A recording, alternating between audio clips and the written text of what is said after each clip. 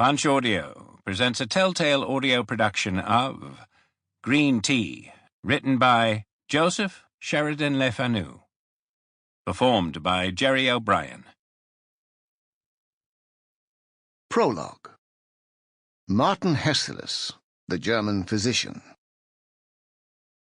Though carefully educated in medicine and surgery, I have never practiced either. The study of each continues, nevertheless, to interest me profoundly. Neither idleness nor caprice caused my cessation from the honourable calling which I had just entered. The cause was a very trifling scratch inflicted by a dissecting knife. This trifle cost me the loss of 2 fingers, amputated promptly, and the more painful loss of my health, for I have never been quite well since, and have seldom been 12 months together in the same place. In my wanderings I became acquainted with Dr. Martin Hesselius, a wanderer like myself, like me a physician, and like me an enthusiast in his profession.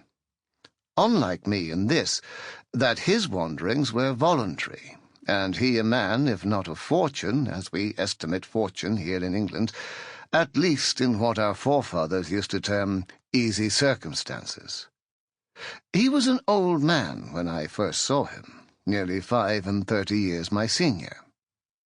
In Dr. Martin Hesselius I found my master.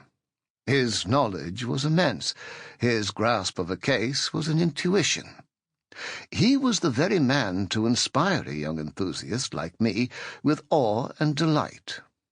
My admiration has stood the test of time and survived the separation of death. I am sure it was well-founded.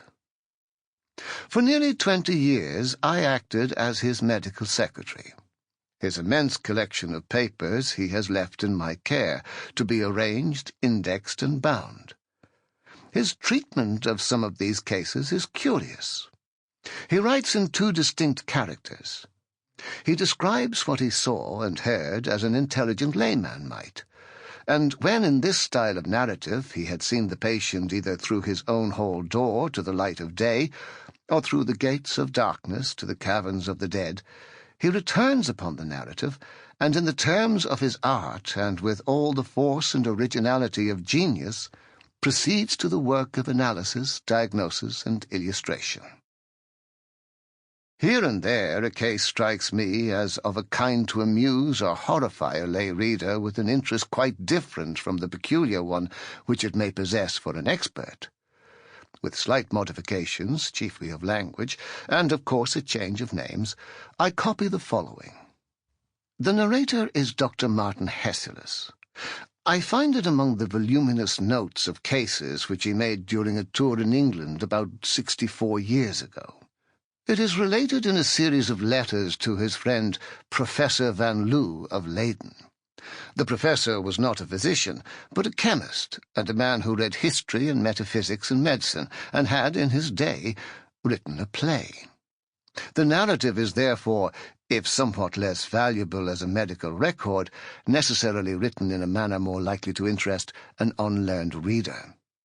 These letters, from a memorandum attached, appear to have been returned on the death of the professor in 1819 to Dr. Hesselius.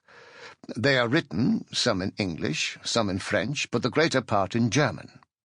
I am a faithful, though I am conscious by no means a graceful translator, and although here and there I omit some passages and shorten others and disguise names, I have interpolated nothing.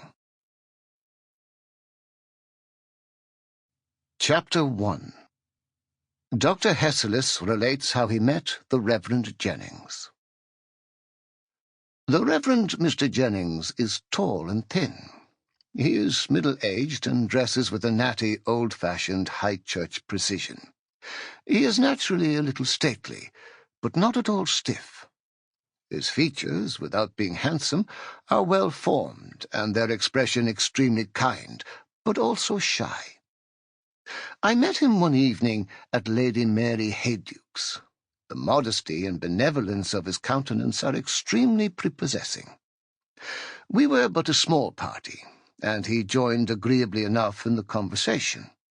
He seems to enjoy listening very much more than contributing to the talk. But what he said... Sample complete. Ready to continue?